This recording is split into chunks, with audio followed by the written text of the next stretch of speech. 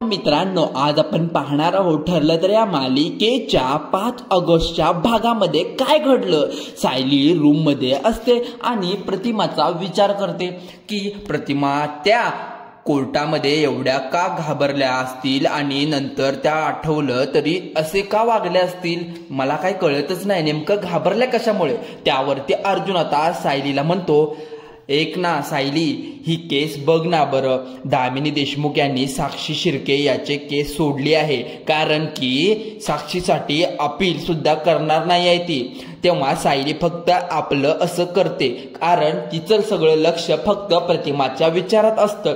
पुढे अर्जुन तिला सांगू लागतो, अगं ती ना आयुष्यातील पहिली केस हरली आहे, त्यामुळे तिला इगो सुद्धा खूप हर्ट झाला असेल ना।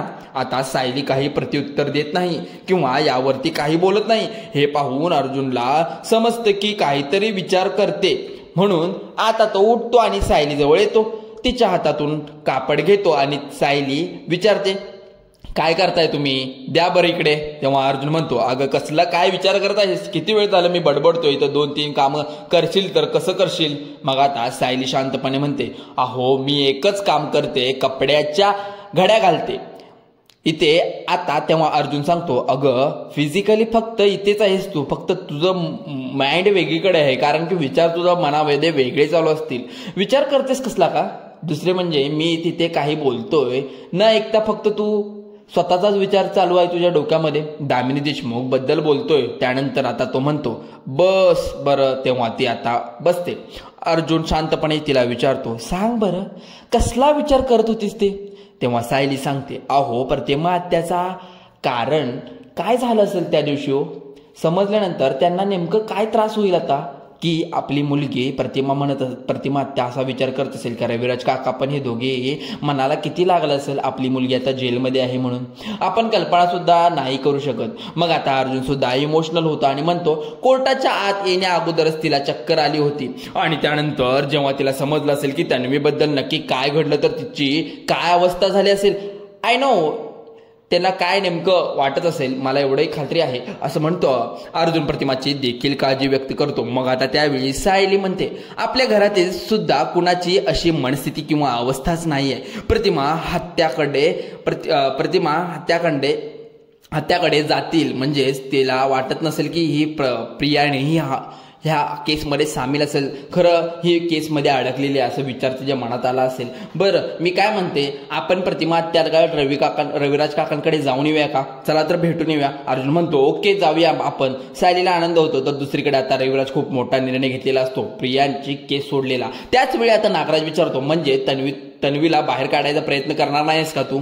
अरे दादा, आम्हाला तर असं वाटलं तू पुढे कोर्टामध्ये अपील करशील, कसं करशील, तीच वेळ आता तिला खरी तुझी गरज आहे। त्यावेळी रविराज आता म्हणतो, तन्वीला तर माझी खरंच कधी गरज नव्हती आणि हा माझा गैरसमज होता की मी एक प्रामाणिक साक्षीदार साथ देत होतो, मी कधीही गुन्हेगारी साथ सुद्धा दिली नाही आहे आणि इथून पुढे सुद्धा कधीही देणार नाही। म्हणून रविराज आपल्या निर्णयावर अगदी ठाम असतो, कारण की त्यानंतर म्हणतो, अर्जुन एक निर्णय घेतला आहे की मी एक ना ॲडव्होकेट म्हणजेच मी डॉक्युमेंट तयार करून घेतले आहेत, इथून पुढे माझ्या स्थारावर आणि जंगम मालमत्तेवर तन्वीचा कोणताही अधिकार सुद्धा असणार नाही, कारण मी माझ्या संपत्तीतून तन्वीला बेदखल करत असते, असं म्हणत तो कठोर निर्णय त्याने घेतलेला असतो। सर्वांच्या पायाखालची जमीनच सरकते, तर दुसरीकडे सरंजामे आपल्या रस्त्याने फिरत असतात। त्याच वेळी आता तिथे एक व्हॅन येते आणि व्हॅन आल्याबरोबर लगेच त्याच्या जवळ थांबते आणि पटकन दोघेही गुंड गाडीतून खाली उतरतात। उतरल्यानंतर सरंजामेला पकडतात, तेव्हा सरंजामे स्वतःला सोडून घेण्यासाठी खूप प्रयत्न करतो, परंतु आता दोघांच्या शक्तीपुढे तो हार मानतो। त्यानंतर त्याला लगेचच गुंड गाडीत बसवतात। सरंजामे वेळी असं काय घडलेलं असतं सरंजामेला सुचतही नसतं काय होत आहे, एकदा त्या गुंडांच्या तावडीतून सुटेल, परंतु तसं काय होत नसतं। पण सरंजामेला ते पकडून हात पाय पकडतात आणि धरून ठेवतात आणि त्याला हालचाल सुद्धा होऊ शकत नाही असे त्याला पकडून ठेवलेलं असतं। महिपत तिथे गुंड असतात। त्यानंतर एक ठिकाणी समोर गाडी येते, थांबते आणि तेव्हा सरंजामे विचारतो, कोण आहे तुम्ही। त्यामुळे कोण आहात तुम्ही, कुणी पाठवले तुम्हाला। महिपत समोरच्या सीटवर बसलेला असतो आणि तो मोठ्या आवाजात म्हणतो, तुझा बाप आहे बाप। असं म्हणून महिपत आता तोंडावरचा लगेचचा मास्क काढतो. त्यावेळी सरंजामे समजतं की महिपत मला किडनॅप केले. तेव्हा आता समोर महिपतला पाहतो. सरंजामेला खूप मोठा धक्का बसतो. तेव्हा महिपत सर ऐकून घ्या. महिपत सर प्लीज, अहो तुम्हाला माहित नाही का मी अर्जुन सरांना पुरावे का दिलेत म्हणून. तेव्हा महिपत रागात विचारतो की मी तुम्हाला विचारले का तुम्हाला अर्जुन पुरावे का दिलेत? विचारलं का नाही तुला? तर विचारलं. मला फक्त एवढंच माहित आहे की तू माझ्या लेकीच्या विरोधात पुरावे दिलेस आणि त्यामुळेच आता माझी लेक सध्या जेलमध्ये आहे. अरे तू जर तुझं थोबाड बंद ठेवलं असतंस तर तुझा श्वास नक्कीच चालू राहिला असता, पण तुला खूप घाई लागली ना. म्हणून आता महिपतचे हे डोळे अगदी सरंजामीच्या रागामुळे लाल झालेले असतात. तर आता दुसरीकडे सायली ही आता पूर्णाजींना गोळ्या देत, कॉफी देत, त्याचबरोबर तिथे कल्पना आणि प्रतिमा सुद्धा बसलेले असतात. त्या दोघांनाही ती कॉफी देते. मग आता प्रताप विचारतो, सायली अगं तुझी दोघीही प्रतिमाच्या रविराजला भेटवणार का? मग सायली म्हणते हो बाबा. तो पुन्हा विचारतो मग काय झालं प्रतिमा, ती बरं तर आहे ना? सायली म्हणते हो त्या अगदी बऱ्या आहेत, परंतु रविराज काकांनी सांगितलं आहे की कोर्टातल्या विषय तिथेच काढू नका म्हणजे प्रतिमाला हा त्रास होणार नाही. मग आता सगळेजण प्रतिमाजवळ काळजीने असतात. तेव्हा पूर्णाजी म्हणतात मला तर कळत नाही माझ्या लेकीचं नक्की काय होते, कारण आपल्या असं काय वाटतं की अगदी ठीक चांगल्या प्रकारे बरी झाली, परंतु असं काहीतरी घडलं ना प्रतिमाला पुन्हा एकदा त्रास होतोच. तर दुसरीकडे सरंजामे म्हणतो की तुम्ही मला काहीच करू शकत नाही. तर मी माझा खून केला असं अख्खं पोलीस डिपार्टमेंट तुमच्या मागे लागेल. तर महिपतला त्याचं काहीच वाटत नाही. म्हणतो गप बस रे म्हणून त्याला सांगतो. कोणी सांगितलं की खून करणार आहे? अरे तू तर सुसाईड केलेला आहेस असं दाखवणार आहे. सुसाईड वगैरे काही करणार नाही असं रागात सरंजामी म्हणतो. तेव्हा महिपत म्हणतो तुला आता वाईट वाटत असेल की तू पैसे खाल्ले, डिपार्टमेंटमध्ये खूप करप्ट केला असं म्हणून सुसाईड करतोस. बरोबर त्याच वेळी लगेच महिपतचा गुंड हा एक नोट पॅड त्याच्याकडे देतो आणि नोटपॅडवर आता लिही म्हणतो. महिपत म्हणतो की लिहिणारे त्याच्यावर असं लिही की मी एक रिटायर्ड पोलीस ऑफिसर, मी वर्दीचा अपमान केला, लोकांना फसवलं, पैसे यांच्याकडून खूप उकळले आणि त्याच मला पश्चाताप होतोय आणि म्हणून मी स्वतःला संपवत आहे असं लिही. त्यामध्ये अश्विन हा घरी येतो आणि सगळ्यांकडे दुर्लक्ष करत आपल्या रूमकडे निघालेला असतो. तेव्हा प्रतिमा म्हणते की अश्विन थांबणारे जरा. कल्पना म्हणतो अश्विन अरे कुठे गेला होतास? तुला फोन केला होता बाळा. तेव्हा अश्विन मनात विचार करतो तुम्ही कोणीही तन्वीला सोडायला मदत करणार नाही हे मला चांगलंच प्रकारे माहीत आहे, मग तुमच्याशी बोलून तरी काय फायदा असं म्हणून तो त्याबद्दल विचार करतो. त्याच वेळी तो आता प्रताप म्हणतो अरे अश्विन काय म्हणते तुझी आई हे ऐक तरी. बर जरा आईने तुला फोन किती केले तू पाहिलेस का? रिसिव्ह का केला नाहीस तू कॉल असं म्हणत अश्विन खोटं सांगतो. पेशंट होते डॅड असं म्हणत पेशंट तपासणी सोडून मी फोनवर बोल बसू का? तर रिसिव्ह कर ना बस. थोडं फार कळलं असतं तुला घरात काय घडते. त्यामुळे कल्पना आता प्रताप एकमेकाला पाहत असतात. प्रतिभा म्हणते बरं बस जरा इथे. अश्विन बसत तितक्यात आता तिथे गुरुजी येतात आणि गुरुजी आल्याबरोबर सर्वांना नमस्कार करतात. आता मध्ये आल्यानंतर बसतात. तर पूर्णाजी म्हणतात अहो मी तुम्हाला फोन करणारच होते, तुम्ही अगदी योग्य वेळेवर आलात. योगायोगांना समजाय त्याच वेळी आता योगायोगानं आजी तुमच्या थोरल्या सुनेला फोन केला होता. आता गुरुजी सांगतात अहो त्या म्हणाल्या की त्यांना श्रावणातली पूजा घालण्याची खूप इच्छा आहे, म्हणजेच घरामध्ये कसं सकारात्मक वातावरण तयार होईल. त्यावेळी अश्विन रागात सायलीकडे पाहतो. अगदी त्याच्या तळपायच्या आग मस्तकात जाते. आता सायली म्हणते पूर्णाजी अहो मला असं वाटतं की श्रावणातली पूजा घातली तर घरामध्ये सकारात्मक वातावरणात होईल. तर पूर्णाजी म्हणतात अगं माझ्याही मनात हेच होतं. त्यावेळी प्रताप म्हणतो उत्तम चला तर मग उद्या करायची ही पूजा. अहो गुरुजी चालेल उद्या ही पूजा करूया. गुरुजी म्हणतात नक्की चालेल. त्यावेळी पूर्णाजी म्हणतात की नाही तसं नाही, पण शुभ कार्याला उशीर नको म्हणत लवकरात लवकर पूजा सुद्धा आपल्या घरी घालून टाकूया. अश्विन म्हणतो वा छान शुभ कार्य करा आणि बाहेर दाराला तोरण लावा, रांगोळी काढा आणि घरामध्ये गोडधोड सुद्धा करा. आपली थाकटी सून जेलमध्ये गेले आपल्याला काय फरक पडतच नाहीये असं म्हणून घरातील सगळ्यांवर आता खूपच चिडतो. दुसरीकडे सरंजामे हा महिपत म्हणतो की मी हे पत्र वगैरे लिहिणार नाही, अगोदर सोडा मला जाऊ दे. महिपत डोकं थंड ठेवतो आणि म्हणतो बर जाऊ दे रे, त्याला जायचं असेल जाऊ दे, सोडा त्याला सरंजामेला जाऊ दे सोडा. महिपत लगेच म्हणतो त्याची मुलगी त्या स्टेशन जवळच्या शाळेमध्ये शिकते ना, आपण तिच्याकडे चिठ्ठी लिहून घेऊया. एक काम ह्याच्या म्हातारी जाते ना संध्याकाळी तिकडे मंदिरामध्ये, तिच्या हातून लिहून घेऊया. हा थरथर कापत असतो. ह्या सरंजामेला काही सुचत नसतं चिठ्ठी लिहून घेऊन. म्हणजे सरंजामे जर काही टेन्शन नाही तेव्हा सरंजामे आता खूपच घाबरतो आणि म्हणतो प्लीज असं करू नका, माझ्या फॅमिली काही करू नका, वाटलं तर चिठ्ठी असं म्हणून लिहून देतो. रडकुंडीला येतो आणि मग म्हणतो वाटलं तर मी तुमच्या पाया पडतो. मग त्यावेळी आता महिपत धमकीच देतो. हे बघ सरंजामे, सुसाईड तर होणार, अगदी 113% होणार म्हणजे होणार, कारण आम्हीच करणार. तुझी लेक करणार नाही तर तुझी आई करणार. कारण फक्त तुझं जर ठरवलं असेल. महिपत धमकी देत म्हणतो आता लगेच तो चिठ्ठी लिहायला सांगतो. त्यावरती आता सरंजामे लिहितो असतो. त्यावेळी नितीश सरंजामे मी वर्दीचा अपमान केला असं म्हणत असतो. मग त्यावेळी आता सरंजामेलाही सुचायचं बंद होतं. सरंजामे आता चिठ्ठी लिहिणारच असतो. तितक्यात नितीश सरंजामे मी वर्दीचा अपमान केला, मी पैसा खाल्ला, आता मला पश्चाताप होत आहे, त्यामुळे मी स्वतःला आता संपवतोय असा महिपतला घाबरून त्याने सगळे काही त्या चिठ्ठीमध्ये अक्षरशः त्याने लिहिलेलं असतं. खूप रडलेला असतो. अश्विनला भलताच प्रियाचा पुळका आलेला असतो तिकडे. तर तो म्हणतो तिकडे जेलमध्ये आहे आणि माझी बायको, तरी तुम्ही इथे हे असे शुभ कार्य करताय, तर तिच्याबद्दल सहानुभूती सुद्धा सोडा, तुमच्यामध्ये साधी माणुसकी सुद्धा नाही आहे असं म्हणत तो प्रताप म्हणतो. अश्विन बोलण्या अगोदरच जरा विचार कर असं म्हणतो, कारण केले तुला माहित नाही तिने काय केले. तो म्हणतो डॅडी मला सगळं माहित आहे. तेव्हा पूर्णाजी विचारतात तरीही तू असा वागतोयस, अरे तुला समजते की तिच्यामुळे घराचं वातावरण बिघडलं म्हणून ही पूजा घालावी लागते. त्यावेळी लगेच आता अश्विन म्हणतो पूर्णाजी अगं दादा त्याच्या बायकोचं ऐकून आता तू सुद्धा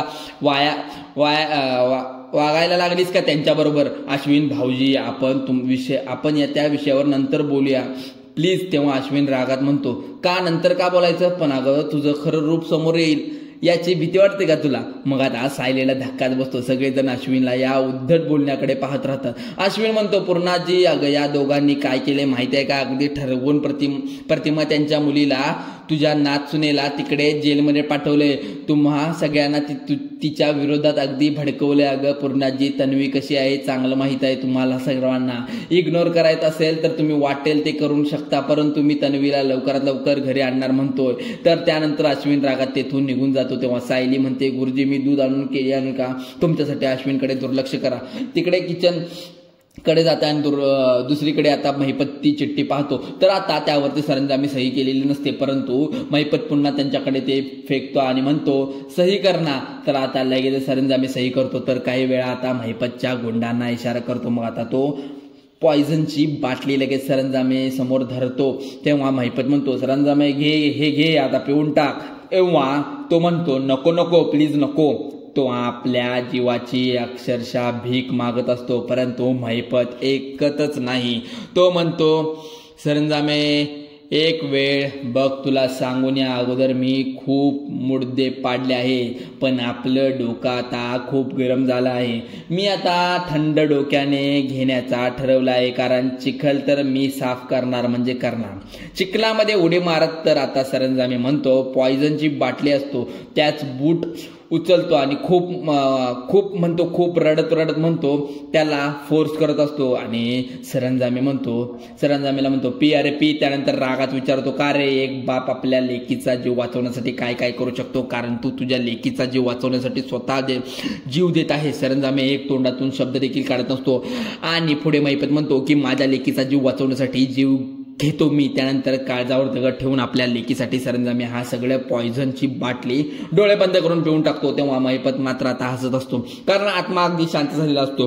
काही झालं तरी आपल्या विरोधात साक्ष देणाऱ्या सर्वांना आता मी ठार मारणार असं त्याचा निश्चय असतो. तेव्हा सरंजामी अगदी कसतरी होऊ लागतं. त्यानंतर तो तोंडातून फेस येऊ लागतो. महिपतचा आत्मा अगदी थंड झालेला असतो, अगदी डोळे बंद करून एकदम खुश झालेला असतो. त्यानंतर महिपत हसतो आणि म्हणतो अर्जुन सुभेदार आज तुझं पहिलं प्याद मी मारून टाकलं आहे.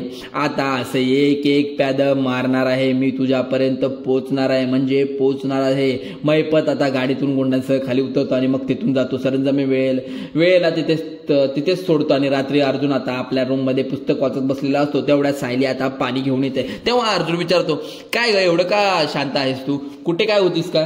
तेव्हा सायली म्हणते अहो झालं काय माहित आहे का, मी पूर्णाजींना पायाला तेल लावून आले आहे, जरा त्यांचे पाय दुखत होते ना म्हणून. तेव्हा अर्जुन आता उठतो आणि लगेच तिच्या समोर येऊन उभा राहतो. तिच्याकडे खूप वेळ अगदी प्रेमाने पाहतो आणि सायली अगदी लाजल्यासारखं होतं. तर विचारते काय हो असं का बघत आहात. अर्जुन हसतो आणि म्हणतो बस. तेवढ्यात विचारतो का बरं का बसू येते. तेव्हा ती तिथे बसते, खाली बसतो. बसल्यानंतर अगं बस ना, मग आता तो तिथे जमिनीवर बसतो आणि लगेच सायलीकडे पाय चेपू लागतो. तर सायली इकडे तिकडे पाय लागतो. अगदी कसं तरी होत असं, म्हणजे अहो हे काय करताय तुम्ही? मग तो म्हणतो काही नाही बायको, पाय चेपत आहे. तेव्हा सायली म्हणते अहो नको ना, कोणी आलं तर. अर्जुन म्हणतो कोणी आलं तर बघूया मग परत. तेव्हा सायली म्हणते अहो पण ते कसं दिसतंय असं म्हणत उघडल्यासारखं होते, प्लीज दाबू नका पाय, सगळं दूर व्हा असं तुम्ही, असं तो अर्जुन म्हणतो. तर अर्जुनला म्हणते त्या नाही अजिबात नाही असं म्हणत असतो. अगदी हट्टाने सायली ते पाय आता चेपू लागतो. अगदी त्यानंतर अगदी इमोशनल होते, म्हणजे बायको अगं तू दिवसभर काम करून थकतेस ना, सगळं काय हवं असतं ना,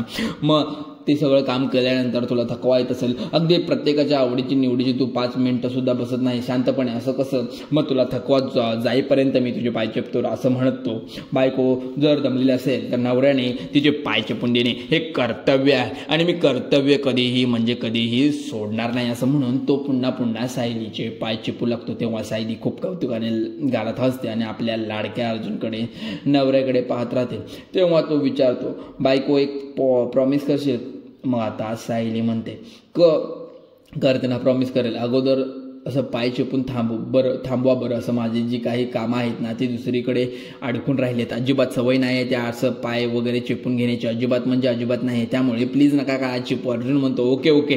अर्जुन जवळ बसतो आणि म्हणतो सांग बरं आता तुम्हाला माझ्याकडून नक्की कुठलं प्रॉमिस हवंय? तेव्हा अर्जुन सांगतो बघ ना, गेली 2 वर्ष झाले खूपच टफ होते आपल्यासाठी, कारण आपण सतत एक केसबद्दल आपण सतत विचार करत होतो. आपण केस कधीही बंद होईल आपल्याला हे वाटत होतं, कधी आपल्याला निर्दोष मुक्तता होईल. एकमेकांसोबत आता मला एक प्रॉमिस कर, आपण इथून पुढे फक्त आणि फक्त आपल्या दोघांबद्दल विचार करूया. आपण कुठेही छान मस्त फिरायला जाऊया. आपण लास्ट टाइम गेलो होतो तसं माथेरानला गेलो होतो, यावेळी स्वित्झर्लंडला वगैरे आपण बाहेर वगैरे कुठेतरी जाऊया असं म्हणत तो मस्तपैकी जाऊन येऊया सांगत असतो फिरायला वगैरे. तेव्हा सायली आता हो म्हणते आणि त्यानंतर तो म्हणतो हवं तर सिनेमा किंवा कॅन्डल लाईट डिनर करूया असं म्हणत बस एवढंच. मग त्यासाठी प्रॉमिस कशाला हवंय तुम्हाला? नक्की जाऊया लगेच. तेव्हा अर्जुन म्हणतो नक्की. सायली म्हणतो असं नक्की झाल्यानंतर येस म्हणते. दोघे ओके म्हणतात. सिनेमाचे तिकीट लगेच बुक करू लागतो. तेव्हा आता सायलीच्या लक्षात येते की अरे बापरे उद्या तर मी उद्या नको आपल्याला इथे श्रावणातील पूजा आहे, मला रांगोळी प्रसाद किंवा सगळी पूजेची तयारी करायची आहे, तर उद्या जाणं आता शक्य होणार नाही. बरं ठीक आहे मग उद्या नाही तर परवा वगैरे जाऊया रिक्वेस्ट करत असतो. तेव्हा आता अर्जुन चेहरा पडतो आणि तो आता अगदी तोंड बारीक करून बसतो. तेव्हा सायली त्याच्याकडे पाहू लागते, हसते. उद्या नाही, आपण जाऊया नक्की, उद्या परवा जाऊया मग सगळं करून आपण. तेव्हा अर्जुन विचारतो पण नक्की? सायली म्हणते नक्की. तर आता नक्की तिच्याकडून तर प्रॉमिस मागतो आणि सुद्धा प्रॉमिस देत असते, हातात हात तर ठेवते. मग त्यावेळी आता ती म्हणते मला माहीत आहे गेले 2 वर्ष झाली तुम्ही तुमच्या अगदी छोट्या अपेक्षा सुद्धा बाजूला ठेवल्या आहेत, पण मधुभाऊंना केसचा विचार करत राहिल्यात. पण मी तुम्हाला इथून पुढे मनापासून वचन देत आहे, सगळे वेळ फक्त तुमच्यासाठी असेल माझ्या. तर आता इथून पुढे आम्ही पण फक्त आपला विचार करेल. अर्जुन सायलीकडे खूप प्रेमाने पाहत होतो. दोघे आता खूप खुश असतात. अर्जुन सुद्धा सायलीच्या हातावर हात ठेवतो आणि मग दोघे आता एकमेकांकडे बरोबर खुश असतात. तेव्हा ते आता मित्रांनो पुढील भागामध्ये सायली श्रावणातील पूजा ठेवलेली असते. त्याचबरोबर पूर्ण पूजा आता तयारी करू लागते. आरती सुरू असते. सर्वजण अगदी भक्त भावाने आरती करत असतात. तर तेवढ्यात महिपतचे तिन्ही गुंड आता घराजवळ येतात आणि तिथे एका झाडापाठीमागे लपून बसतात आणि त्याचबरोबर खिडकीवर एक दगड फेकतात. इकडे सगळ्यांचं एका क्षणी काळजाचा ठोका चुकतो की नक्की काय झालंय. मग सायली पटकन उठते आणि लगेचच ती पाहते, म्हणजे यामध्ये दगड आहे असं वाटतं आणि कुणीतरी मुद्दाम मारला आहे असं वाटतं. तेव्हा एक चिठ्ठी असते, त्यामध्ये आता अर्जुन साठी लिहिलेलं असतं की अर्जुन आता वेळ आहे तुझी जीव घेण्याची. अर्जुन लगेच क्लिक होतं आणि भामट्या महिपतने ही चिठ्ठी माझ्यासाठी पाठवलेली असते. हे नक्की धमकीपत्र माझ्यासाठी पाठवलेलं आहे हे त्याला कळतं. मग तळपायाच्या आग त्याची मस्तकात जाते अर्जुनची. मग अशा मालिकेच्या पुढील भागासाठी आपल्या चॅनलला आत्ता सबस्क्राईब करा. असे नवनवीन भाग आम्ही ठरलं तर मग या मालिकेचे घेऊन येत असतो आणि चांगल्या आणि शुद्ध शब्दामध्ये सांगतो. इतर चॅनल आहेत ते खोटे रिव्ह्यू देत असतात त्यांचे व्ह्यूज वाढवण्यासाठी. आपण तसे काही रिव्ह्यूज देत आपण खोटं काही सांगत नसल्यामुळे आपण योग्य ती माहिती तुमच्यापर्यंत पोहोचवतो. चला तर मग मित्रांनो आपल्या या मालिकेचा कसा रिव्ह्यू वाटला नक्की आम्हाला कमेंटमध्ये सांगा आणि एक मात्र करा, तुमच्या मित्रपरिवारामध्ये हा व्हिडिओ शेअर करा आणि तुम्हाला व्हिडिओ आवडल्यास लाईक करा, शेअर करा, सबस्क्राईब करायला विसरू नका मित्रांनो. चला तर मग धन्यवाद.